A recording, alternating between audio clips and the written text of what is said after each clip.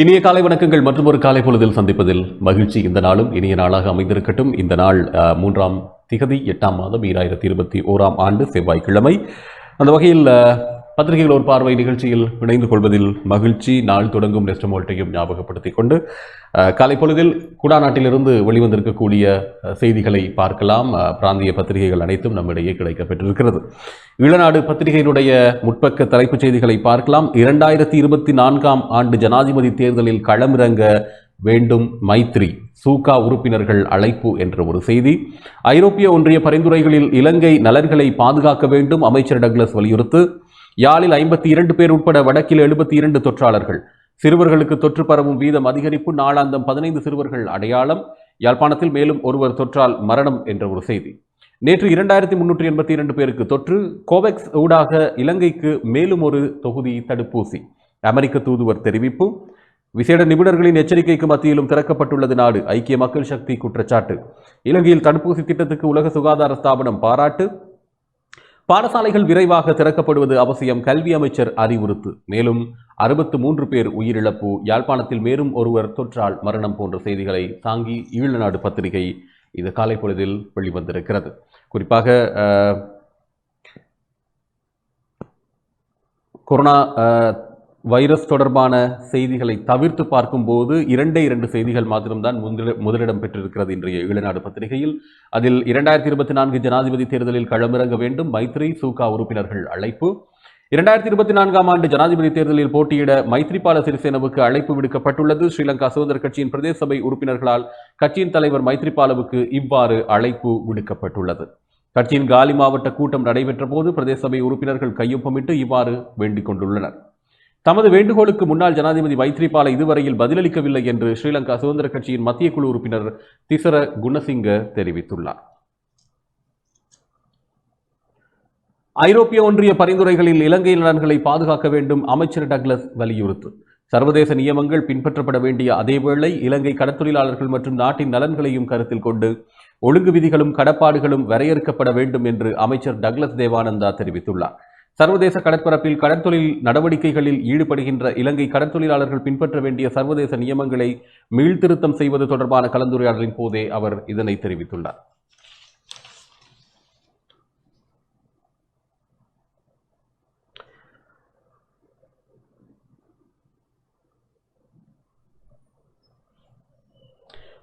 மாளிகாவத்தையில் அமைந்துள்ள கடற்தொழில் அமைச்சில் நேற்று குறித்த கலந்துரையாடல் நடைபெற்றது. இதன்போது ஐரோப்பிய ஒன்றியத்தினால் முன்வைக்கப்பட்டுள்ள பரிந்துரைகளின் அடிப்படையில் பல நாள் ஆழ்கடல் மீன்பிடியில் ஈடுபடுகின்ற இலங்கை கடற்தொழிலாளர்கள் பின்பற்ற வேண்டிய ஒழுங்கு விதிகளை மீள்திருத்துவது தொடர்பாகவும் ஏற்படக்கூடிய சாதக பாதகங்கள் தொடர்பாக ஆராயப்பட்டன.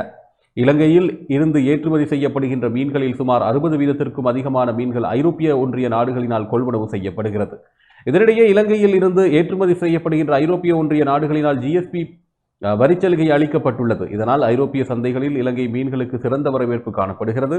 இந்நிலையில் ஐரோப்பிய ஒன்றியத்தினால் முன்வைக்கப்பட்ட பரிந்துரைகள் தொடர்பாக அவசியமான நடவடிக்கைகளை மேற்கொள்ளுமாறு அமைச்சர் டக்ளஸ் தேவானந்தாவினால் துறைசார் அதிகாரிகளுக்கு ஆலோசனை வழங்கப்பட்டுள்ளமையும் குறிப்பிடத்தக்கது.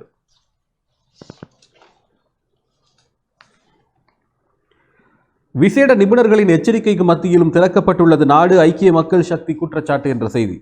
விசேட மருத்துவ நிபுணர்கள் எச்சரிக்கை விடுத்துள்ள நிலையிலும் நாடு மீண்டும் திறக்கப்பட்டுள்ளது என ஐக்கிய மக்கள் சக்தியின் பாராளுமன்ற உறுப்பினர் ஜேசி அலவத்துவல தெரிவித்துள்ளார். கொழும்பில் நேற்று நடைபெற்ற செய்தியாளர் சந்திப்பிலேயே அவர் மேற்கண்டவாறு கூறியிருந்தார். அவர் மேலும் தெரிவித்தவையாது, அரசு எடுத்துள்ள தீர்மானத்தால் நாட்டு மக்களுக்கு கொரோனா வைரஸ் பரவலில் இருந்து பாதுகாப்பு கிடைக்குமா? கொரோனா வைரஸ் பரவலின் ஆரம்பத்தில் இருந்து அரசு சரியான தீர்மானங்களை எடுத்துள்ளதா அல்லது தமக்கு தேவையான தீர்மானங்களை எடுத்துள்ளதா? கொரோனா வைரஸ் தொற்று பரவலில் அபாயகரமான நாடுகளின் பட்டியலில் நாம் உள்ளோம். நாடுகளின் தலைவர்கள் எடுக்கும் தீர்மானங்களால் விசேடமாக தொற்று நோய் தொடர்பில் விசேட நிபுணர்கள் கூறும் அறிவுரைகள், அதேபோன்று உலக சுகாதார அமைப்பின் அறிவுரைகளை பின்பற்றி நடக்காத நாடுகளில் மக்களுக்கு தங்களது உயிரை பணயம் வைக்கும் நிலைமையும் ஏற்பட்டுள்ளது. இதற்கு சிறந்த உதாரணம் அமெரிக்காவின் முன்னாள் ஜனாதிபதி டொனால்ட் ட்ரம்பின் காலப்பகுதியில் என்ன நடந்தது என்பது அனைவருக்கும் தெரிந்தது.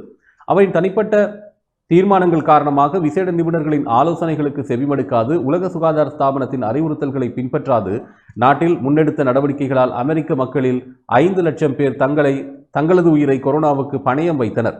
அதேபோன்று கொரோனா வைரஸ் பரவலால் பெருமளவு மக்கள் உயிரிழந்த அடுத்த நாடாக பிரேசில் காணப்படுகிறது.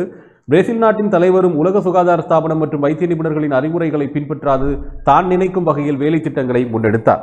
இன்று பிரேசில் நாட்டில் அதிக அளவான கொரோனா மரணங்கள் பதிவாகியுள்ளன. இவ்வாறான உதாரணங்கள் அதிக அளவில் உள்ளன.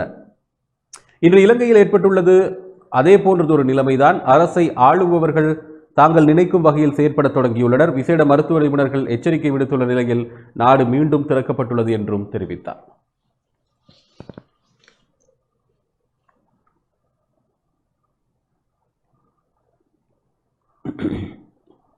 சிறுவர்களுக்கு தொற்று பரவும் வீதம் அதிகரிப்பு. நாளாந்தம் 15 சிறுவர்கள் அடையாளம்.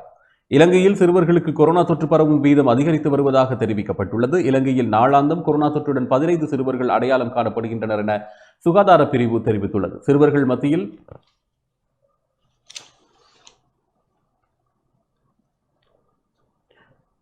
கொரோனா தொற்று பரவும் வீதம் அதிகரித்துள்ளதாக லேடி ரிச்வே சிறுவர் வைத்தியசாலையின் பணிப்பாளர் ஜி விஜயசூரிய தெரிவித்துள்ளார்.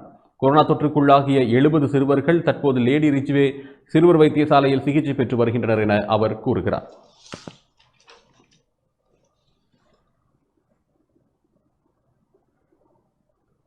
யாழில் 52 பேர் உட்பட வடக்கில் 72 தொற்றாளர்கள். யாழ்ப்பாணத்தில் 52 பேர் உட்பட வடக்கில் 72 பேர் நேற்றைய தினம் தொற்றாளர்களாக அடையாளம் காணப்பட்டனர். யாழ் போதனா மருத்துவமனை, யாழ் பல்கலைக்கழகங்களின் ஆய்வகங்களில் மேற்கொள்ளப்பட்ட PCR பரிசோதனைகளிலேயே இந்த விடயம் தெரிய வந்தது. யாழ் போதனா மருத்துவமனையில் 294 பேரின் மாதிரிகள் PCR பரிசோதனைக்கு உட்படுத்தப்பட்டன. இதில் 66 பேர் தொற்றாளர்களாக அடையாளப்படுத்தப்பட்டனர். இதன்படி யாழ்ப்பாணம் போதனா மருத்துவமனையில் 25 பேரும், வேலனை சுகாதார மருத்துவ அதிகாரி பிரிவில் 12 பேரும், தெல்லிப்பளை ஆதார மருத்துவமனையில் 5 பேரும், கோப்பாய் பிரதேச மருத்துவமனையில் 2 பேரும், சாவகச்சேரி ஆதார மருத்துவமனையில் ஒருவரும், சங்கானை பிரதேச மருத்துவமனையில் ஒருவரும், நல்லூர் மருத்துவ அதிகாரி பிரிவில் ஒருவரும், பருத்தித்துறை ஆதார மருத்துவமனையில் ஒருவரும் என 47 பேர் தொற்றாளர்களாக இனங்காணப்பட்டனர்.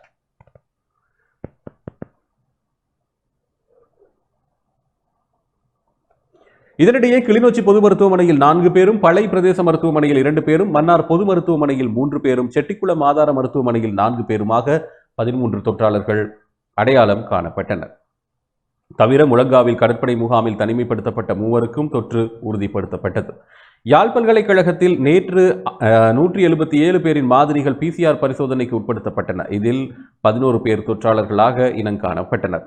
இதன்படி பருத்தித்துறை ஆதார மருத்துவமனையில் 4 தெல்லிப்பளை ஆதார மருத்துவமனையில் 1 வவுனியா தெற்கு சுகாதார மருத்துவ அதிகாரி பிரிவில் 3 வவுனியா சிறையில் 1 காங்கேசன்துறை கடற்படை முகாமை சேர்ந்த 2 தொற்று உறுதிப்படுத்தப்பட்டது.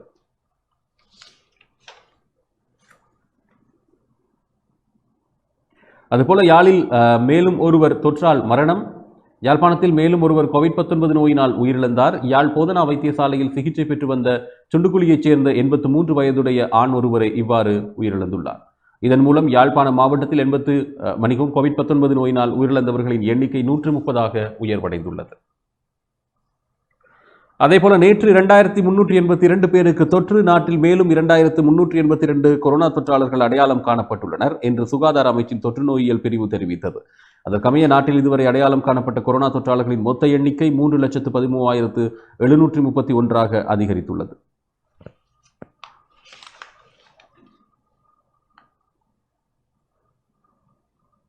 அதேபோல கொரோனா தொற்றால் பாதிக்கப்பட்ட மேலும் 1958 பேர் குணமடைந்து நேற்று வீடு திரும்பினர். இதன்படி நாட்டில் கொரோனா தொற்றிலிருந்து குணமடைந்தவர்களின் மொத்த எண்ணிக்கை 2,80,868 உயர்வடைந்துள்ளது.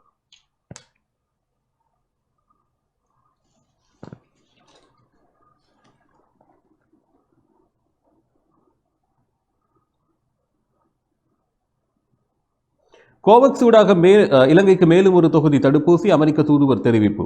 உலக சுகாதார அமைப்பின் தலைமையிலான கோவெக்ஸ் தடுப்பூசி நன்கொடை திட்டத்தின் ஊடாக இலங்கைக்கு மேலும் 1 தொகுதி தடுப்பூசியை அமெரிக்கா வழங்கும் என இலங்கைக்கான அமெரிக்க தூதுவர் அலைனா டெப்லிட்ஸ் தெரிவித்துள்ளார்.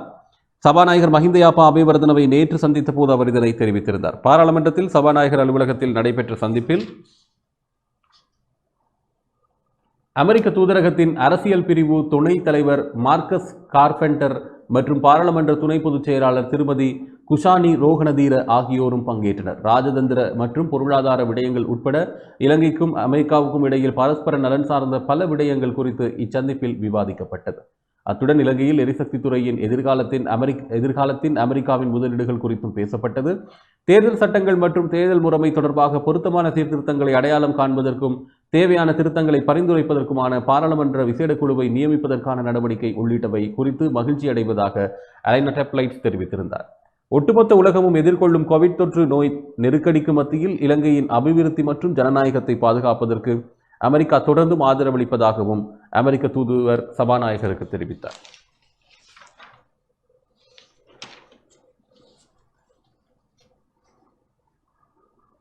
பாடசாலைகள் விரைவாக திறக்கப்படுவது அவசியம், கல்வி அமைச்சர் அறிவுறுத்து. முடிந்தளவு விரைவாக பாடசாலைகள் திறக்கப்பட வேண்டும் என கல்வி அமைச்சர் GL பீரிஸ் தெரிவித்துள்ளார். கொழும்பில் நேற்று திங்கட்கிழமை நடைபெற்ற ஊடக சந்திப்பில் கருத்து தெரிவித்த அமைச்சர் தற்போதைய சூழ்நிலையில் வசதியற்ற குடும்பங்களில் உள்ள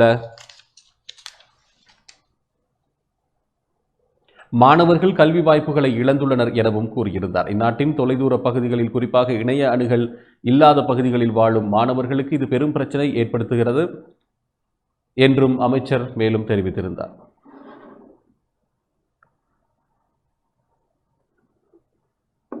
தற்போது மாணவர்கள் பரீட்சைக்கு தோற்றவுள்ள நிலையில் அவர்கள் தயாராக இருப்பதை நாங்கள் உறுதி செய்துள்ளோம் என்றும் அவர் குறிப்பிடுகிறார்.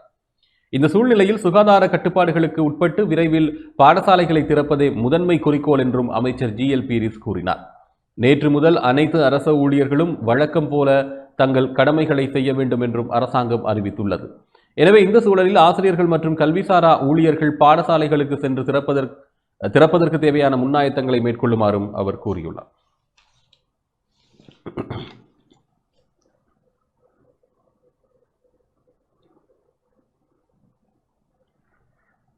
நாட்டில் மேலும் 63 பேர் கொரோனா தொற்றால் மரணித்தனர் என்று அறிக்கையிடப்பட்டுள்ளது. சுகாதார சேவைகள் பணிப்பாளர் நாயகத்தின் உறுதிப்படுத்தலுடன் அரசு தகவல் திணைக்களம் வெளியிட்டுள்ள அறிக்கையில் இந்த விவரம் வெளியிடப்பட்டது. நேற்று முன்தினம் உயிரிழந்த 63 பேரில் 36 ஆண்களும் 27 பெண்களும் அடங்குகின்றனர்.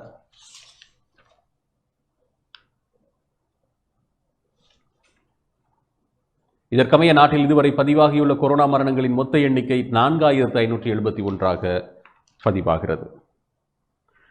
இலங்கையின் தடுப்பூசி திட்டத்திற்கு உலக சுகாதார ஸ்தாபனம் பாராட்டு. இலங்கையின் தடுப்பூசி திட்டத்துக்கு உலக சுகாதார ஸ்தாபனம் பாராட்டு தெரிவித்துள்ளது. இந்த அமைப்பின் இயக்குனர் டெட்ரோஸ் அதனோம் செப்டம்பர் மாதத்துக்குள் 10% மக்களுக்கு முழுமையாக தடுப்பூசி போடுவதற்கான பாதையில் இலங்கை இருப்பதைக் கண்டு மகிழ்ச்சி அடைகிறேன்.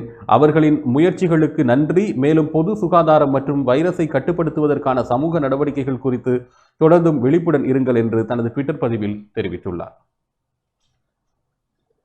அதே சமயம் தடுப்பூசி ஏற்றும் திட்டத்தை மேலும் விரைவுபடுத்தும் நோக்கில் 24 மணி நேரமும் இயங்கும் தியத்த உயன மையம் நேற்று முதல் இயங்க ஆரம்பித்தது. இது தொடர்ச்சியாக 3 நாட்கள் இயங்கும் என்று தெரிவிக்கப்படுகிறது.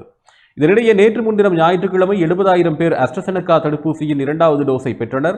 அத்துடன் அரச புள்ளி விவரத்தின்படி 9,25,242 நபர்கள் அஸ்ட்ரசெனகாவின் முதல் தடுப்பூசியை பெற்றனர். 4,55,151 பேர் இரு தடுப்பூசிகளையும் பெற்றனர். 80 லட்சம் பேர் சினோஃபார்ம் தடுப்பூசியின் முதல் டோஸையும் 17 லட்சம் பேர் இரு தடுப்பூசிகளையும் பெற்றுள்ளனர் என்பது குறிப்பிடத்தக்கது.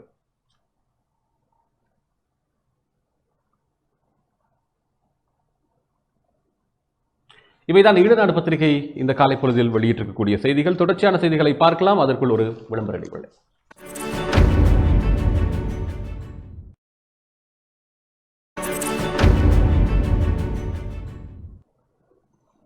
இடைவெளி தொடர்ந்து மறுபடியும் இணைந்திருக்கிறோம். பத்திரிகைகள் ஒரு பார்வை நிகழ்ச்சியினூடாக தினக்குரல் பத்திரிகையினுடைய செய்திகளை பார்க்கலாம். அத்தியாவசிய தேவையின்றி பயணம் செய்ய முடியாது. மாகாணங்களுக்கு இடையே பயண கட்டுப்பாடு முற்றாக தளர்த்தப்படவில்லை என்கின்றனர் போலீசார். யாழில் இன்று எங்கு தடுப்பூசி பெறலாம் என்ற ஒரு கேள்விக்குறியோடு அந்த விவரங்களும் வெளியிடப்பட்டிருக்கிறது. திருமண பொது நிகழ்வுகளுக்கு அனுமதி வழங்கியது ஆபத்தானது. பொது சுகாதார பரிசோதகர்கள் தெரிவிப்பு. கொரோனாவால் சிறுவர்கள் அதிகம் பாதிக்கப்படும் ஆபத்து. சிறுவர் வைத்திய நிபுணர் எச்சரிக்கை. இலங்கையர்களுக்கு வருடாந்தம் தடுப்பூசி. 3வது தடுப்பூசி குறித்தும் ஆராய்வு. இலங்கைக்குள் புகுந்துள்ள வெளிநாட்டு புலனாய்வாளர்கள் என்ற ஒரு செய்தி. ஆளும் கட்சி எம்பிக்களின் ஆதரவை கோரிய பிரதமர் கொத்தலாவல பல்கலை சட்டமூலத்திற்கு இவ்வாறு ஆதரவு கோரியுள்ளார். மேலும் 63 பேர் உயிரிழப்பு. 1680 பேருக்கு கொரோனா. யாழில் கடந்த 5 நாட்களில் 1,05,376 பேருக்கு தடுப்பூசி என்ற ஒரு செய்தியும். அரசுக்கு எதிராக பாரிய ஆர்ப்பாட்டம். அரச ஊழியர்கள் அனைவரையும் பணிக்கு அழைத்தது ஏன்? ஐக்கிய மக்கள் சக்தி கேள்வி போன்ற செய்திகளோடு இன்றைய தினக்குரல் வெளியிடப்பட்டிருக்கிறது. அத்தியாவசிய தேவையின்றி பயணம் செய்ய முடியாது. மாகாணங்களுக்கு இடையே பயண கட்டுப்பாடு முற்றாக தளர்த்தப்படவில்லை என்கின்றனர் போலீசார். மாகாணங்களுக்கு இடையிலான பயண கட்டுப்பாடு முற்றாக தளர்த்தப்படவில்லை என்று அதிகாரிகள் தெரிவித்தனர். இதனால் தேவையின்றி மாகாண எல்லைகளை கடப்பவர்களுக்கு எதிராக நடவடிக்கை எடுக்கப்படும் என்று போலீசார் தெரிவித்துள்ளனர். நேற்று திங்கட்கிழமை முதல் அரச நிறுவனங்களுக்கு அனைத்து ஊழியர்களையும் அழைத்துள்ள காரணத்தினால் அவர்களுக்கு மாகாணங்களுக்கு இடையிலான பஸ் மற்றும் ரயில் போக்குவரத்துகள் ஆரம்பிக்கப்பட்டுள்ளன. எனினும் மாகாணங்களுக்கு இடையிலான பொது போக்குவரத்து வசதியை சாதாரண பொதுமக்கள் பயன்படுத்த முடியாது என அறிவிக்கப்பட்டுள்ளது. பணிகளுக்கு செல்லும் அரசு மற்றும் தனியார் ஊழியர்கள்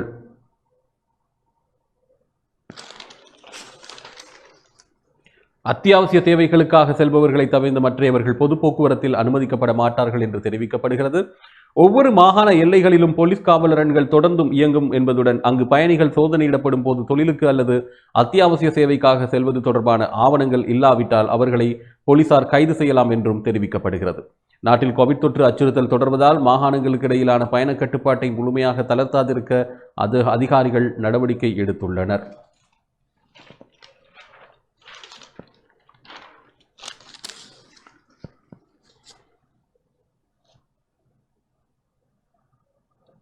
திருமணம் பொது நிகழ்வுகளுக்கு அனுமதி வழங்கியது ஆபத்தானது, பொது சுகாதார பரிசோதகர்கள் தெரிவிப்பு.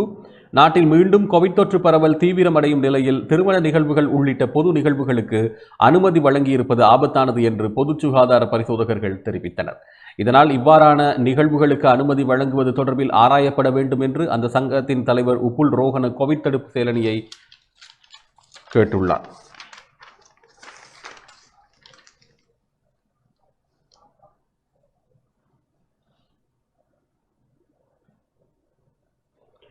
தற்போதைய நிலைமையில் மக்கள் கோவிட் கட்டுப்பாடுகளை பின்பற்றி நடந்து கொள்ள வேண்டியது அவசியமாகும். இதன் மூலமே மக்கள் தமது பாதுகாப்பை உறுதிப்படுத்த முடியும். இவ்வாறான நிலைமையில் திருமண நிகழ்வுகள் மற்றும் பொது நிகழ்வுகளை நடத்துவதால் கோவிட் பரவல் மேலும் தீவிரமடையும் நிலைமையை காணப்படுகிறது.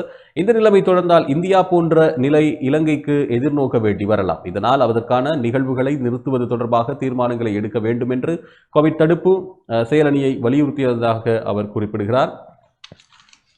10ஆம் பக்கத்தில் அதற்கான மாற்று செய்தியும் வெளியிடப்பட்டிருக்கிறது. இலங்கைக்குள் புகுந்துள்ள வெளிநாட்டு புலனாய்வாளர்கள், வெளிநாட்டு புலனாய்வு பிரிவுகள் சில இலங்கையில் தங்கியிருந்து தகவல்கள் திரட்டி வருவதாக குற்றம் சுமத்தப்படுகிறது. ஏனைய நாடுகளின் செயற்பாடுகளை கண்காணிப்பதே இந்த புலனாய்வு பிரிவின் பிரதான செயற்பாடாக அமைந்துள்ளது.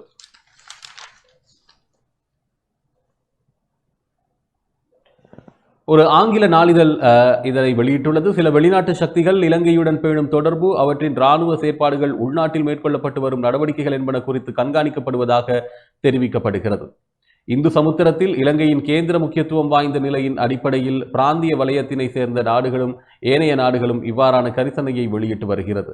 ராஜதந்திர கடவுச்சீட்டுகளை பயன்படுத்தி புலனாய்வு பிரிவினர் நாட்டுக்குள் பிரவேசித்துள்ளதாக தெரிவிக்கப்படுகிறது. தமிழீழ விடுதலை புலிகள் நாட்டில் இயங்கிய காலங்களில் இருந்தே வெளிநாட்டு புலனாய்வு பிரிவுகள் செயற்பட்டு வருகின்றமை குறிப்பிடத்தக்கது. இதேவேளை ராஜதந்திர கடவுச்சீட்டுகளில் பிரவேசிக்கும் புலனாய்வாளர்களை கண்டுபிடிப்பது சிரமமானது என ஊடக அமைச்சர் கெஹலிய நம்புக்வெல்ல தெரிவித்திருந்தார். இலங்கையில் மட்டுமல்ல, உலகின் பல நாடுகளில் இவ்வாறான வெளிநாட்டு புலனாய்வு பிரிவினர் இயங்கி வருவதாக குறிப்பிடப்படுகிறது.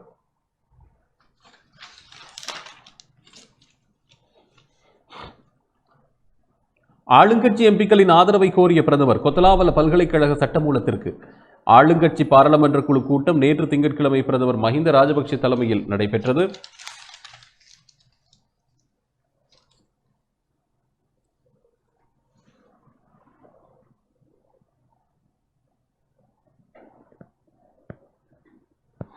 அலரி மாளிகையில் நேற்று பிற்பகல் இந்த கூட்டம் நடைபெற்றதுடன் இதில் கொத்தலாவல பாதுகாப்பு பல்கலைக்கழக சட்டமூலம் தொடர்பாக கலந்துரையாடப்பட்டது.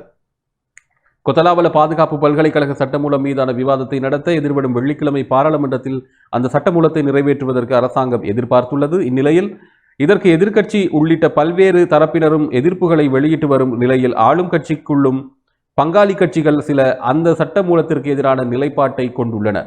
இதனால் ஆளும் கட்சி உறுப்பினர்களுக்கு நேற்றைய பாராளுமன்ற குழு கூட்டத்தில் தெளிவுபடுத்த நடவடிக்கை எடுக்கப்பட்டதாகவும் இந்த சட்டமூலத்தை நிறைவேற்றுவதற்கு ஆளும் கட்சி உறுப்பினர்களின் ஆதரவை பிரதமர் மஹிந்த ராஜபக்ஷ கோரியதாகவும் தெரிவிக்கப்படுகிறது. இதேவேளை இந்த கூட்டத்தின் போது இந்த வாரத்தில் பாராளுமன்றத்தில் இடம்பெற்றுள்ள மற்றைய விவாதங்கள் தொடர்பாகவும் கலந்துரையாடப்பட்டதாக தெரிவிக்கப்படுகிறது.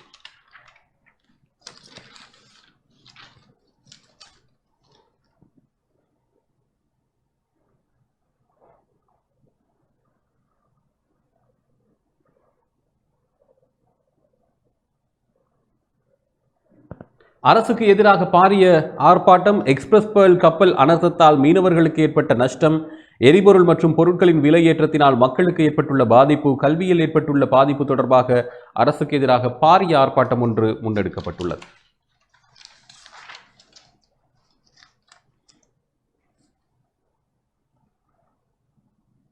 ஐக்கிய மக்கள் சக்தி தலைவர் சஜித் பிரேமதாச தலைமையில் நேற்று மாலை நீர்கொழும்பு காமச்சோடை வாராந்த சந்தைக்கு அருகில் இடம்பெற்றது. பாராளுமன்ற உறுப்பினர் டாக்டர் காவிந்த ஜெயவர்தனவின் ஏற்பாட்டில் நடைபெற்ற ஆர்ப்பாட்டத்தில் பாராளுமன்ற உறுப்பினர்களும் கலந்து கொண்டனர். ஆர்ப்பாட்டக்காரர்கள் கல்விக்கும் முடிவு, விவசாயத்திற்கும் முடிவு, மீன்வளத்துறைக்கும் முடிவு என அரசாங்கமும் முடிந்துவிட்டது என்பன போன்ற வசனங்களுடன் ஸ்லோகட்டைகளை ஏந்தி நின்றனர். அரச ஊழியர்கள் அனைவரையும் பணிக்கு அழைத்தது ஏன்? ஐக்கிய மக்கள் சக்தி கேள்வி. உலக சுகாதார ஸ்தாபனம், அரச மருத்துவ அதிகாரிகள் சங்கம் என நாடு கோவிட் பரவல் அபாய நிலையில் உள்ளதாக எச்சரித்து வருகின்ற நிலையில் அரச ஊழியர்கள் அனைவரையும் பணிக்கு அழைத்தது ஏன் என ஐக்கிய மக்கள் சக்தி கேள்வி எழுப்புகிறது. இது தொடர்பாக ஐக்கிய மக்கள் சக்தியின் பாராளுமன்ற உறுப்பினர் எஸ்.எம். மரிக்கார் கூறுகையில், அரச ஊழியர்கள் அனைவரையும் பணிக்கு அழைக்குமாறு மாகாணங்களுக்கு இடையிலான போக்குவரத்துகளை முன்னெடுக்குமாறும் சுகாதார சேவைகள் பணிப்பாளர் நாயகத்தினால் அரசாங்கத்திடம் அல்லது விடயத்திற்கு பொறுப்பான அமைச்சரிடம் பரிந்துரைக்கப்பட்டதா என்பதை அரசாங்கம் வெளிப்படுத்த வேண்டும். தடுப்பூசி வழங்கும் பணிகள் துரிதமாக முன்னெடுக்கப்படுவதற்கான நோக்கம் மாகாண சபை தேர்தலை இலக்காக கொண்டதா என்ற சந்தேகம் நிலவுகிறது. தடுப்பூசி வழங்கும் பணிகள் வைரஸ் தொற்றை கட்டுப்படுத்துவதை இலக்காக கொண்டதாக இருக்க வேண்டுமே தவிர அரசாங்கத்தின் நிகழ்ச்சி நிரலை இலக்காக கொண்டதாக இருக்கக்கூடாது. அரசு ஊழியர்கள் சகலரும் தற்போது பணிக்கு அழைக்கப்பட்டுள்ளதோடு மாகாணங்களுக்கு இடையிலான போக்குவரத்துகளும் ஆரம்பிக்கப்பட்டுள்ளன. யாருடைய தேவைக்காக இவ்வாறானது ஒரு தீர்மானம் எடுக்கப்பட்டது? உலக சுகாதார ஸ்தாபனம், அரச மருத்துவ அதிகாரிகள் சங்கம் என்பன நாடு கோவிட் பரவல் அபாய நிலையில் உள்ளதாக கூறுகின்றன. ஆரம்பத்தில் இவ்வாறான எச்சரிக்கைகளை அரசாங்கம் புறக்கணித்தவையே சில மாதங்களுக்கு நாட்டை முடக்க வேண்டிய சூழல் தோற்றுவித்தது என்றும் தெரிவித்தார்.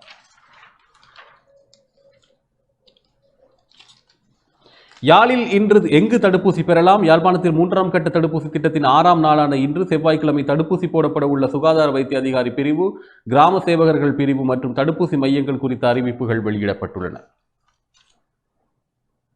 சங்கானை கர்ப்பவதி தாய்மார் வட்டுக்கோட்டை இந்து கல்லூரி, சாவகச்சேரி J300, J319, சாவகச்சேரி நகரசபை பொன்விழா மண்டபம், J320, 321, 337, 347 வரணி பிரதேச வைத்தியசாலை, J322, 336 கொடிகாமம் பிரதேச வைத்தியசாலை மற்றும் யாழ்ப்பாணத்தில் J67, 70, 77 சென்ட் ஜான்ஸ் கல்லூரி, J91, 94 பகுதி, J96 பகுதி, அரியாலை மகமாரியம்மன் மண்டபம், J102, J104, J123 பகுதி மற்றும் இலங்கை வேந்தன் மண்டபம்,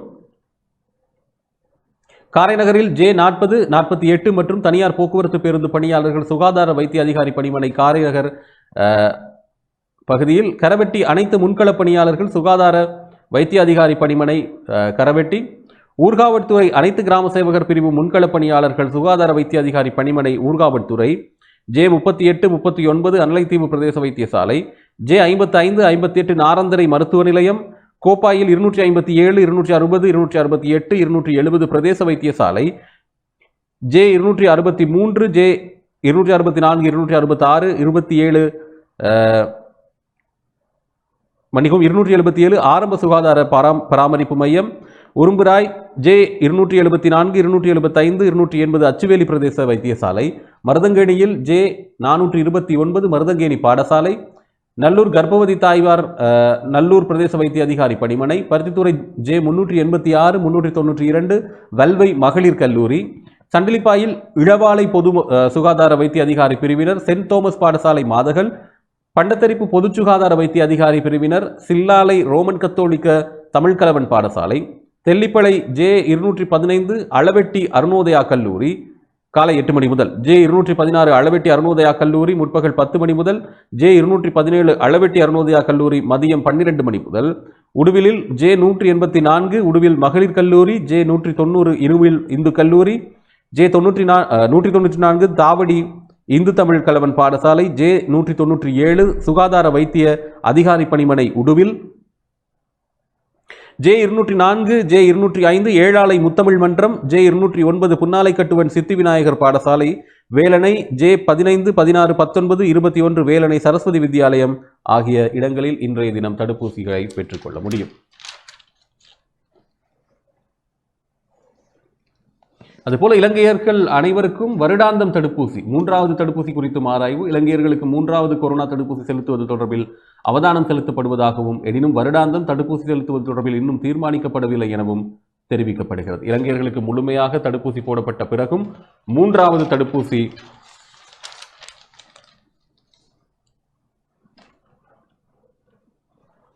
வழங்கப்பட வாய்ப்புள்ளது என சுகாதார சேவைகளின் பிரதிபலிப்பாளர் நாயகமான வைத்தியர் ஹேமந்த ஹேரத் தெரிவித்துள்ளார். 3வது தடுப்பூசி தொடர்பில் ஊடகவியலாளர்கள் கேள்வி எழுப்பிய போது, இன்ஃப்ளூவன்சா போன்ற எந்த ஒரு வைரசுக்கும் வருடாந்தம் தடுப்பூசி வழங்கப்பட வேண்டும் என்றார். கிடைக்கப்பெறும் தகவல்களுக்கு அமைய பல்வேறு நாடுகள் 3வது தடுப்பூசியை அல்லது வருடாந்த தடுப்பூசிக்கு மேலதிகமாக இன்னும் ஒரு தடுப்பூசியை வழங்குவது தொடர்பில் ஆராய்ந்து வருகின்றன. இலங்கையில் அது போன்றே ஆராயப்படுகிறது. இதன்படி தேவைப்பட்டால் 3வது தடுப்பூசியை வழங்கவும் தயாராக இருக்க வேண்டியது அவசியமாகும். உலகளாவிய ஆராய்ச்சி மற்றும் மருத்துவத்துறையில் 3வது தடுப்பூசி செலுத்துவதற்கான சாத்தியம் உருவாகியுள்ளது எனவும் அவர் தெரிவித்துள்ளார்.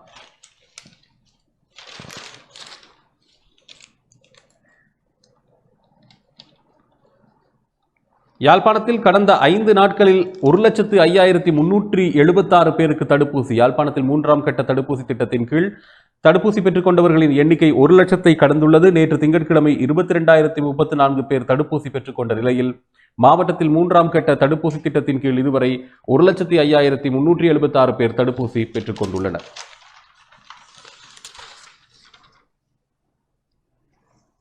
இருபத்தி 9ஆம் தேதி 18,046 பேரும், 30ஆம் தேதி 22,022 பேரும், 31ஆம் தேதி 23,850 பேரும், நேற்று 22,034 பேரும் தடுப்பூசிகளை பெற்றுக்கொண்டனர். இது தவிர நீதிமன்றத்தில் ரணில் ரிட் மனு தாக்கல். 30 வயதுக்கு மேற்பட்ட 56% அதிகமானோருக்கு வடக்கில் தடுப்பூசி.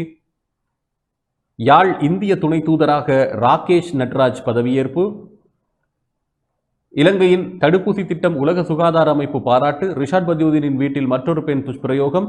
முன்னாள் அமைச்சர் ரிஷாட் பதியுதீனின் வீட்டில் பணிபுரிந்த 29 வயதுடைய மற்றும் ஒரு பணிப்பெண் பாலியல் துஷ்பிரயோகத்துக்கு உட்படுத்தப்பட்டுள்ளமை விசாரணைகளில் தெரிய வந்துள்ளதாக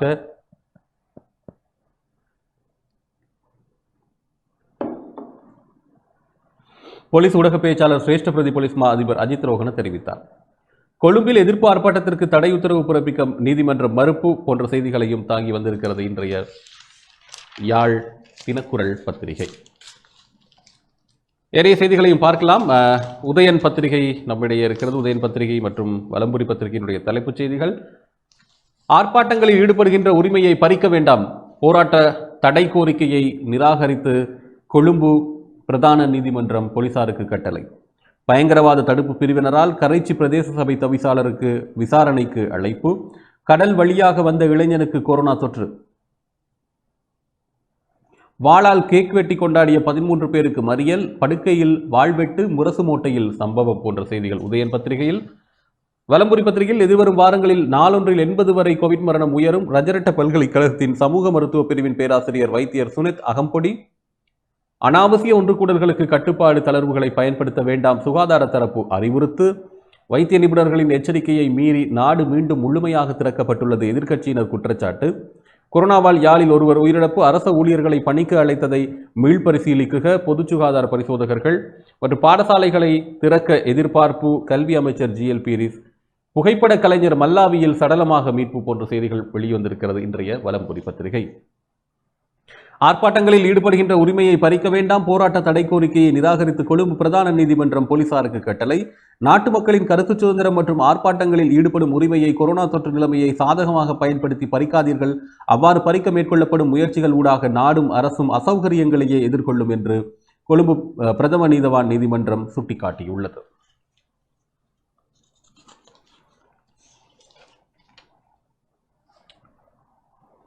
அத்துடன் பல்கலைக்கழக மானியங்கள் ஆணைக்குழுவுக்கு முன்பாக நேற்று பிற்பகல் நடத்துவதற்கு திட்டமிடப்பட்டிருந்த எதிர்ப்பு ஆர்ப்பாட்டத்திற்கு தடை உத்தரவை பிறப்பிக்க முடியாது என்றும் நீதிமன்றம் போலீசாருக்கு தெரிவித்ததோடு, குறித்த ஆர்ப்பாட்டத்துக்கு தடை விதிக்க கோரி போலீசார் தாக்கல் செய்த மனுவையும் நீதிபதி நிராகரித்து கட்டளையிட்டுள்ளார். அதேவேளை எதிர்ப்பில் ஈடுபடும் எவரேனும் சுகாதார சேவைகள் பணிப்பாளர் நாயகத்தால் அறிவிக்கப்பட்டுள்ள சுகாதார விதிமுறைகளை மீறுவார்களாயின் அவர்களுக்கு எதிராக சட்ட நடவடிக்கை மேற்கொள்ளும் அதிகாரம் போலீசாருக்கு உள்ளது. பிரதமர் இதுவான் தெரிவித்திருந்தார். கொத்தலாவல பாதுகாப்பு பல்கலைக்கழக சட்ட வரைவுக்கு எதிராக பேராசிரியர் ஆனந்த ஜெயவிக்ரமவின் தலைமையில் மக்களுக்கான புத்திஜீவிகள் ஒன்றியம் குறித்த எதிர்ப்பு ஆர்ப்பாட்டத்தை ஏற்பாடு செய்திருந்தது என்றும் போலீசார் நீதிமன்றத்தில் தெரிவித்தனர். இந்த நிலையில் போராட்டங்களை தடுக்காதீர்கள், போராட்டங்களுக்கு தடை விதிக்க முடியாது என்று நீதிமன்றம் கட்டளையிட்டுள்ளது.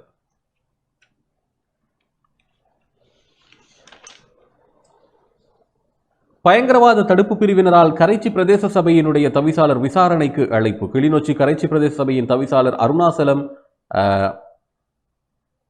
வேளமாலிகிதன் பயங்கரவாத தடுப்பு விசாரணை பிரிவினரால் விசாரணைக்கு அழைக்கப்பட்டுள்ளார். எதிர்வரும் வெள்ளிக்கிழமை பயங்கரவாத தடுப்பு விசாரணை பிரிவின்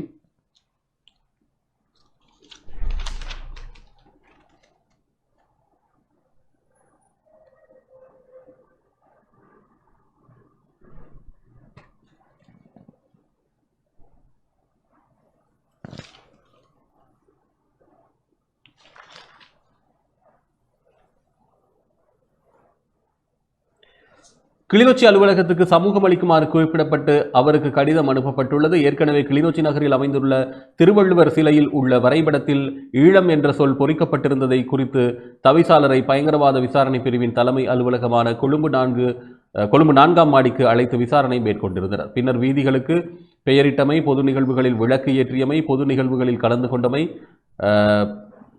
பொத்துவில் முதல் பொலிகண்டி பேரணியில் பங்கு கொண்டமை, தேசிய மரநடுகை வேலை திட்டத்தை மேற்கொண்டமை தொடர்பில் தவிசாளரிடம் கிளிநொச்சி போலீசார் விசாரணைகளை மேற்கொண்டு வருகின்றனர். படுக்கையில் வாழ்வெட்டு முரசுமோட்டையில் சம்பவம். கிளிநொச்சி முரசுமோட்டை சேற்றுக்கண்டி பகுதியில் வீட்டில் உறங்கிக் கொண்டிருந்த இளைஞன் மீது வாழ்வெட்டு தாக்குதல் மேற்கொள்ளப்பட்டுள்ளது என்று போலீசார் தெரிவித்தனர். நேற்று முன்தினம் பிற்பகல் இந்த சம்பவம் இடம்பெற்றுள்ளது. தாக்குதலில் படுகாயமடைந்த நபர் மருத்துவமனையில் சேர்க்கப்பட்டார் என்று தெரிவிக்கப்படுகிறது.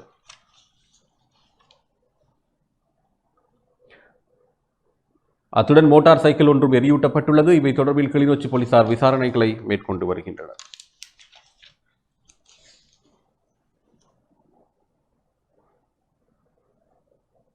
வாளால் கேக் வெட்டி கொண்டாடிய 13 பேருக்கு மறியல். கிளிநொச்சி முழங்காவில் பகுதியில் வாழ்வெட்டு குழுவின் ரகசிய குறியீட்டுடனான 5 அடி நீள கேக் ஒன்றை வாளால் வெட்டி பிறந்தநாள் கொண்டாடினர் என்ற குற்றச்சாட்டில் 13 இளைஞர்கள் கைது செய்யப்பட்டு விளக்கமறியலில் வைக்கப்பட்டுள்ளனர் என்று போலீசார் தெரிவித்தனர். அவர்கள் அனைவரும் கொடிகாமத்தைச் சேர்ந்தவர்கள் என்றும் போலீசார் தெரிவித்துள்ளனர். முழங்காவில் போலீஸ் பிரிவிற்கு உட்பட்ட பொது இடமொன்றில் இளைஞர் குழு ஒன்று கொண்டாட்டத்தில் ஈடுபடுகின்றது என்று போலீசாருக்கு கிடைத்த தகவலை அடுத்து போலீசார் அங்கு சென்றனர். இதன்போது சுமார் 5 அடி நீளமான கேக் ஒன்றை வாழ்வெட்டி பிறந்தநாள் கொண்டாட்டத்தில் இளைஞர்கள் ஈடுபட்டிருந்தனர். இதனையடுத்து அவர்கள் அனைவரும் முழங்காவில் போலீஸ் நிலையத்துக்கு கொண்டு செல்லப்பட்டு விசாரணைக்கு உட்படுத்தப்பட்டனர் என்றும் போலீசார் தெரிவித்தனர். கேக் வெட்டும் நிகழ்வின் பின்புறமாக கட்டப்பட்டிருந்த கருப்பு நிற துணியால் காணப்பட்ட ஆங்கில எழுத்துக்களில் யாழ்ப்பாணம் குருநகரில் வாழ்வெட்டு குழு ஒன்று இயங்கி வருகின்றது என்று கூறிய போலீசார் கைதான இளைஞரிடம் தீவிர விசாரணை மேற்கொண்டனர். அந்த குழுவிலிருந்து ஒருவர் யாழ்ப்பாணத்திலிருந்து மலேசியாவுக்கு சென்றிருந்தார் என்றும் அவரே தனது பிறந்தநாள் நிகழ்வை கொண்டாடுமாறு கூறி குறித்த குழுவினருக்கு பணம் அனுப்பியிருந்தார் என்றும் கூறிய போலீசார் விசாரணையின் பின்னர் முழுமையான விடயங்கள் தெரியவரும் என்றும் கூறியிருந்தார். மேலதிக செய்திகளை பார்க்கலாம். அதற்குள் ஒரு விளம்பர இடைவேளை.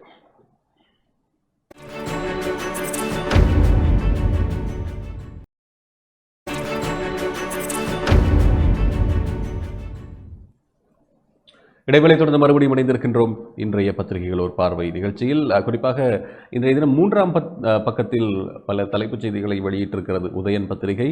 அதில் ரணில் ரிட்மனு தாக்குதல் மற்றும் போராட்டங்களால் பணிகின்றது அரசு, கொத்தலாவல சட்டவரைவு தொடர்பில் ஆராய நாடாளுமன்ற தெரிவுக்குழு, மேலும் 63 சாவு, நேற்று தொற்று 2382, கொரோனாவால் யாழிலும் ஒரு சாவு என்ற செய்தி.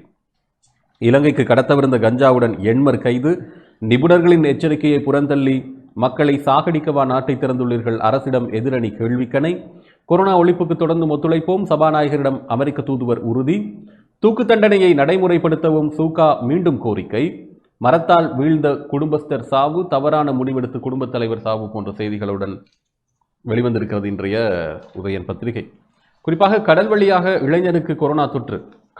வந்த இளைஞனுக்கு கொரோனா தொற்று, ஆழ்கடல் தொழிலுக்காக திருகோணமலையிலிருந்து முல்லைத்தீவுக்கு கடல் வழியாக பயணித்த இளைஞனுக்கு கொரோனா தொற்று உறுதி செய்யப்பட்டுள்ளது. எனினும் அவரை படகில் ஏற்றி வந்த நபர்கள்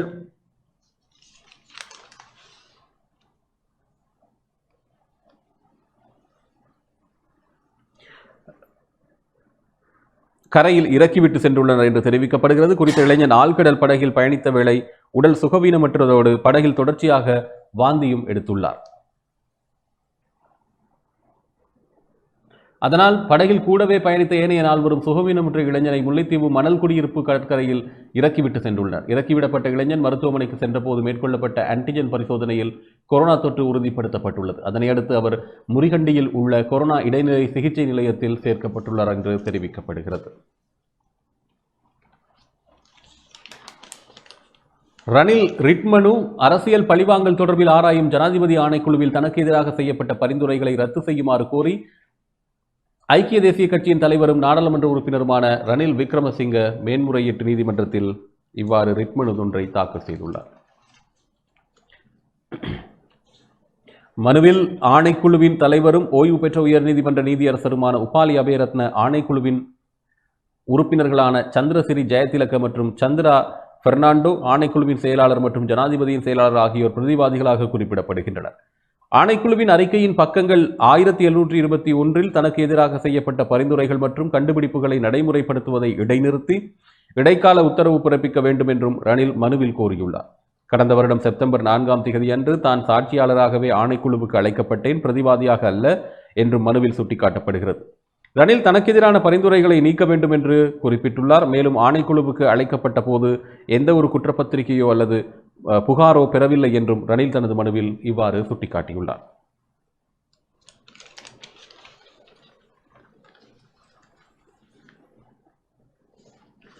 தொடர்ந்து வலம்புரி பத்திரிகையினுடைய செய்திகளை பார்க்கலாம். வலம்புரி பத்திரிகையில் வைத்திய நிபுணர்களின் எச்சரிக்கையை மீறி நாடு மீண்டும் முழுமையாக திறக்கப்பட்டுள்ளது. எதிர்க்கட்சியினர் குற்றச்சாட்டு. கொரோனாவால் நாடு பாரிய ஆபத்து நிலையில் உள்ளது என்று விசேட வைத்திய நிபுணர்கள் எச்சரிக்கை விடுத்துள்ள நிலையிலும் நாடு மீண்டும் திறக்கப்பட்டுள்ளது என ஐக்கிய மக்கள் சக்தியின் பாராளுமன்ற உறுப்பினர் ஜேசி அலவத்துவல குற்றம் சுமத்தியுள்ளார்.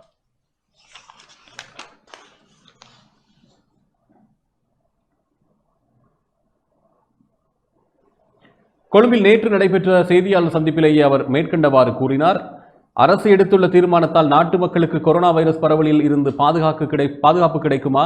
கொரோனா வைரஸ் பரவலின் ஆரம்பத்தில் இருந்து அரசு சரியான தீர்மானங்களை எடுத்துள்ளதா அல்லது தமக்கு தேவையான தீர்மானங்களை எடுத்துள்ளதா? கொரோனா வைரஸ் பரவலின் அபாயகரமான நாடுகளின் பட்டியலில் நாம் உள்ளோம். நாடுகளின் தலைவர்கள் எடுக்கும் தீர்மானங்களால் விசேடமாக தொற்று நோய் தொடர்பில் விசேட நிபுணர்கள் கூறும் அறிவுரைகள், அதேபோன்று உலக சுகாதார அமைப்பின் அறிவுரைகளை பின்பற்றி நடக்காத நாடுகளில் மக்களுக்கு தங்களது உயிரை பணயம் வைக்கும் நிலைமை ஏற்பட்டுள்ளது என்றும் தெரிவித்துள்ளார்.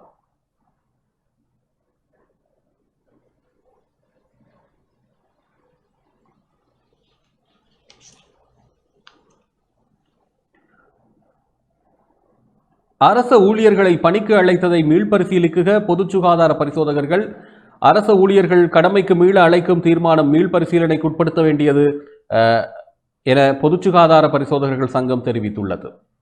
குறித்த தீர்மானத்தின் போது அதிகாரிகள் ஒரு முக்கியமான விடயத்தை கவனத்திற்கொள்ளாமல் விட்டுள்ளதாக குறித்த சங்கத்தின் தலைவர் உப்புல் ரோஹன தெரிவித்துள்ளார்.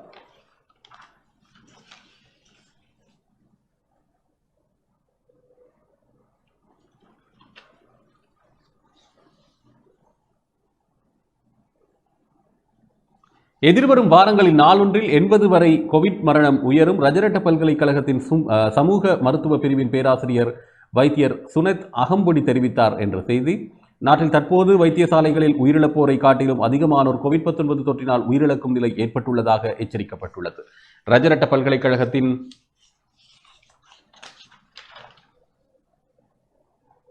சமூக மருத்துவ பிரிவின் பேராசிரியர் வைத்தியர் சுனத் அகம்பொடி இதனை தெரிவித்திருந்தார். பொதுமக்கள் சுகாதார வழிகாட்டுதல்களை பின்பற்றாது அலட்சியமாக செயல்பட்டால் எதிர்வரும் வாரங்களில் நாளொன்றுக்கு 80 மரணங்கள் வரை அதிகரிக்கும் என பேராசிரியர் வைத்தியர் சுனத் அகம்பொடி குறிப்பிட்டிருந்தார்.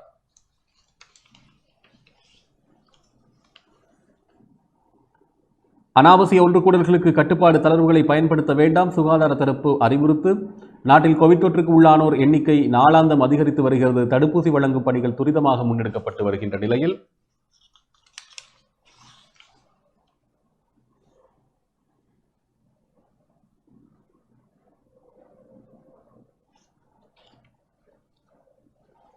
அடிப்படை சுகாதார விதிமுறைகளை முறையாக பின்பற்றினால் மாத்திரமே கோவிட் அபாயத்திலிருந்து பாதுகாப்பு பெற முடியும் என்று சுகாதார பிரிவினர் அறிவுறுத்தியுள்ளனர்.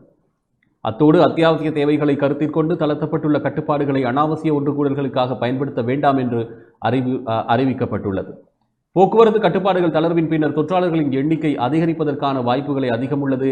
அதற்கமைய எதிர்வரும் சில நாட்களுக்கு நாளாந்தம் இனங்காணப்படும் தொற்றாளர்களின் எண்ணிக்கையில் கணிசமான அளவு அதிகரிப்பை அவதானிக்க முடியும் என்று பிரதி சுகாதார சேவைகள் பணிப்பாளர் நாயகம் விசேட வைத்திய நிபுணர் ஹேமந்த ஹேரத் தெரிவித்திருந்தார். போக்குவரத்து கட்டுப்பாடுகள் தளர்த்தப்பட்டுள்ள போதிலும் கோவிட் மரண இறுதிச் சடங்கு தொடர்பில் ஏற்கனவே வெளியிடப்பட்ட வர்த்தமானி அறிவித்தலில் எவ்வித மாற்றமும் கிடையாது. அதற்கமைய இறுதிச் சடங்குகள் இடம்பெறும். இதேபோன்று திருமண நிகழ்வுகளிலும் சமூக இடைவெளியை பேணும் அளவில் குறைந்தளவானோர் மாத்திரமே பங்கு பெற்ற வேண்டும் என்றும் வைத்திய நிபுணர் மேலும் தெரிவித்திருந்தார். புகைப்பட கலைஞர் மல்லாவியில் சடலமாக மீட்பு என்ற ஒரு செய்தி. முல்லைத்தீவு மல்லாவி பாலிநகர் பகுதியைச் சேர்ந்த புகைப்பட கலைஞரான இளம் குடும்பஸ்தர் ஒருவர் வீட்டில் சடலமாக மீட்கப்பட்டுள்ளார். 34 வயதுடைய சண்முகரட்னம் வினோதன் என்ற 2 பிள்ளைகளின் தந்தையே இவ்வாறு சடலமாக மீட்கப்பட்டுள்ளார். இவரது உயிரிழப்பு தொடர்பில் சம்பவ இடத்துக்கு சென்ற மல்லாவி போலீசார் விசாரணைகளை மேற்கொண்டு வருகின்றனர்.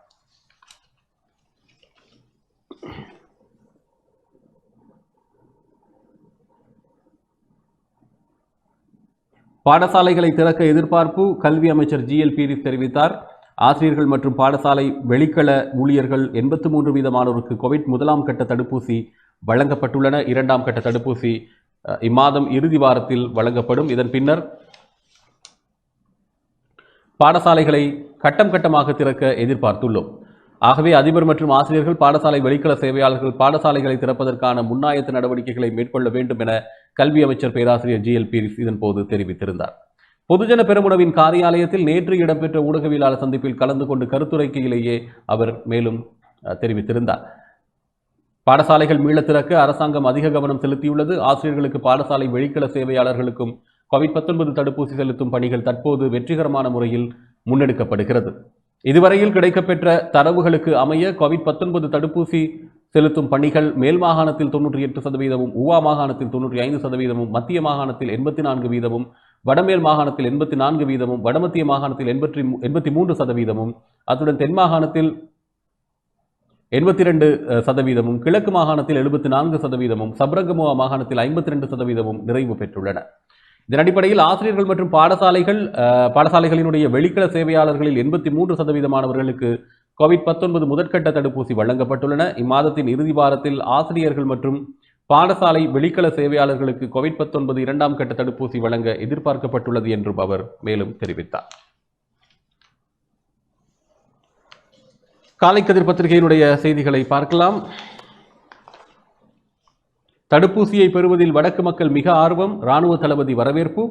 2382 பேருக்கு நேற்று கொரோனா தொற்று, மேலும் 63 பேர் சாவு, மொத்த காவு எண்ணிக்கை 4571. 62% வடக்கில் தடுப்பூசி. கொரோனாவால் யாழில் மேலும் ஒருவர் உயிரிழப்பு, விசேட தேவையுடையோருக்கான தடுப்பூசி ஏற்றல் நாளை ஆரம்பம். பல வெளிநாடுகளின் புலனாய்வு அமைப்புகள் இலங்கை நாட்டுக்குள் இன்றும் நாளையும் நல்லூர் கர்ப்பிணிகளுக்கு தடுப்பூசி. யாழ் மாநகர சபையை கூட்டுமாறு கோரிக்கை. வல்வை படுகொலை நினைவேந்தல் நேற்று என்ற ஒரு செய்தியும் வெளியிடப்பட்டிருக்கிறது இன்றைய காலைக்கதிர் பத்திரிகையில்.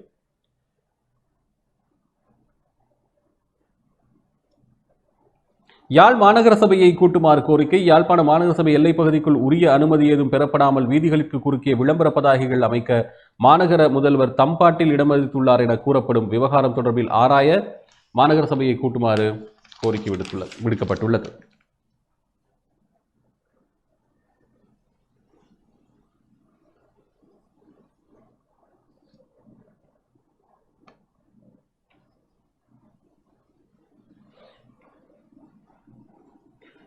இவ்வாறு யாழ் மாநகர சபையை விசேட கூட்டம் ஒன்றை கூட்டுமாறு ஒரு தொகுதி உறுப்பினர்கள் அவசர கோரிக்கை ஒன்றை எழுத்தில் சமர்ப்பித்தனர். யாழ்ப்பாண மாநகர சபை எல்லைப் பகுதியில் மாநகராட்சி அன்புடன் வரவேற்கின்றது என்ற விளம்பர பலகைகளை நாட்டுவதற்கு கோரிய தீர்மானத்தை காண்பித்து எந்த ஒரு அனுமதியும் பெறப்படாமல் அலுவலகத்திற்கே தெரியாமல் விடுமுறை தினத்தில் திருட்டுத்தனமாக விளம்பர வளைவு நாட்ட முதல்வர் அனுமதி வழங்கினார் என கூறப்படுகிறது. சம்பந்தப்பட்ட நிறுவனம் வளைவை அமைக்க முற்பட்ட போது சில உறுப்பினர்கள் மற்றும் நில உரிமையாளர்களால் அது தடுத்து நிறுத்தப்பட்டுள்ளது. இந்த சர்ச்சை தொடர்பில் மாநகர முதல்வர் உத்தியோகபூர்வமாக எந்த அறிவித்தலும் வெளியிடாத நிலையில் மாநகர சபையில் அங்கம் வகிக்கும் உறுப்பினர்கள் சிலர் இணைந்து இந்த கோரிக்கையை எழுத்தில் நேற்றைய தினம் மாநகர சபை முதல்வரிடம் கையளித்தனர். மாநகர சபை கட்டளை சட்டத்தின் பிரகாரம் ஒன்றிற்கும் மேற்பட்ட உறுப்பினர்கள் ஒப்பமிட்டுள்ள ஓர் விசேட கலந்துரையாடலுக்கு கோரிக்கை விடுத்தால் 3 வேலை நாட்கள் இடைவெளியில் அது தொடர்பில் கூட்டம் கூட்டப்பட வேண்டும் என்பது குறிப்பிடத்தக்கது.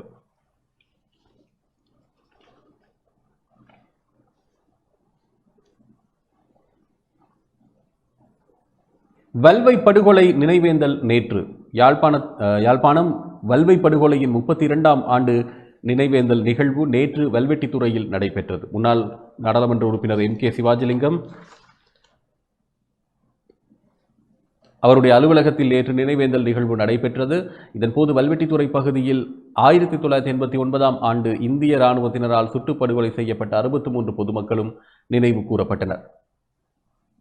1989ஆம் ஆண்டு ஆகஸ்ட் 2ஆம் தேதி வல்வெட்டித்துறையில் தமிழீழ விடுதலை புலிகளுக்கும் இந்திய அமைதிப்படைக்கும் இடையில் நடந்த மோதலில் 9 இந்திய இராணுவத்தினர் உயிரிழந்தனர். அதையடுத்து ஆகஸ்ட் 2ஆம், 3ஆம், 4ஆம் தேதிகளில் வல்வெட்டித்துறையில் இந்திய இராணுவத்தினர் பொதுமக்களை வகைத்தொகையின்றி படுகொலை செய்தனர்.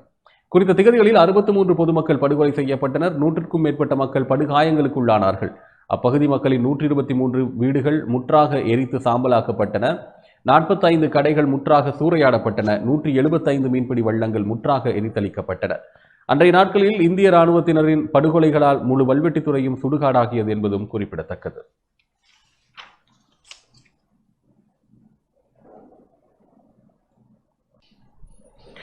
பல வெளிநாடுகளின் புலனாய்வு அமைப்புகள் இலங்கைக்குள் பல நாடுகளைச் சேர்ந்த வெளிநாட்டு புலனாய்வு அமைப்புகள் இலங்கையில் செயற்படுகின்றன என்ற தகவல் வெளியாகியுள்ளதாக டெய்லி மிரர் நாளிதழ் செய்தி வெளியிட்டுள்ளது.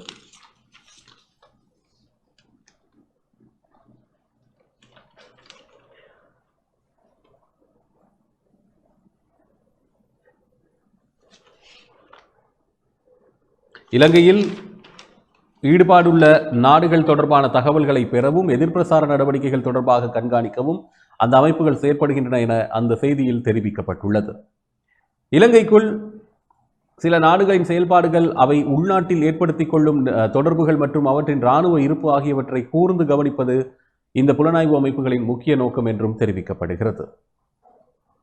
இலங்கைக்குள் சில நாடுகளின் செயல்பாடுகள் மற்றும் இந்திய பெருங்கடலில் இலங்கை ஒரு மூலோபாய இடமாகவும் பார்க்கப்படுகிறது.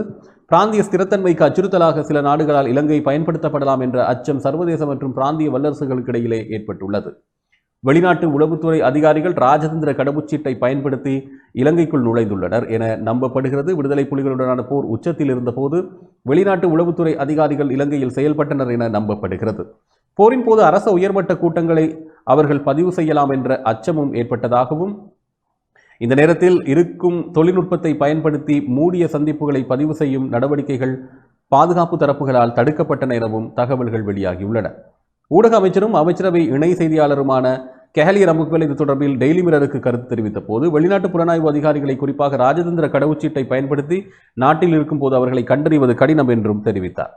வெளிநாடுகளின் உளவுத்துறை அதிகாரிகள் செயல்படுகின்றன என நம்பப்படும் ஒரே நாடு இலங்கை அல்ல என்றும் அவர் மேலும் தெரிவித்திருந்தார். இவைதான் இன்றைய தினம் காலை பொழுதில் வெளிவந்திருக்கக்கூடிய முக்கிய செய்திகளாக அமைந்திருந்தன. அந்த வகையில் தொடர்ச்சியாக இணைந்திருங்கள் டான் தொலைக்காட்சியோடு. இன்றைய நிகழ்ச்சியை நிறைவு செய்து கொள்ளலாம். நன்றி, வணக்கம்.